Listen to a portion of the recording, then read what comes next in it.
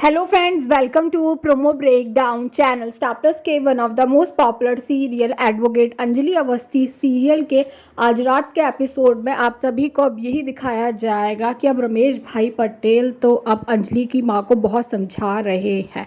रमेश भाई पटेल तो अब अंजलि की मां से यही कह रहे हैं कि अपनी बेटी को ये युद्ध लड़ने दीजिए, उसे कोर्ट में भेजिए और लड़ने दीजिए। रमेश भाई पटेल अब अंजलि की मां से ये भी बोलने वाले हैं कि आप खुद सोच लीजिए कि आपके लिए क्या बड़ा है, ये गहने, साड़ी, गाड़ी, पैसा या फिर बेटी का सम्मान। और अब जो अंजलि की माँ है अब उन्हें तो अपनी गलती का एहसास होने वाला है। और अब जो अंजलि की माँ है वो अंजलि से यही कह रही है कि तू ये केस लड़ेगी, तुझे ये केस जीतना ही पड़ेगा।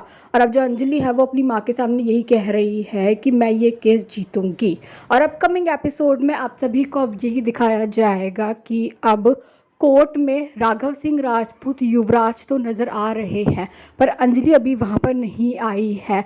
और अब राघव सिंह राजपूत तो अब जज से यही बोल रहे हैं कि अंजलि और पद्मा तो कोर्ट में मौजूद नहीं है, इसलिए मैं ऑनरेबल कोर्ट से ये दरख्वास्त करता हूँ कि इस केस को डिसमिस कर दिया जाए।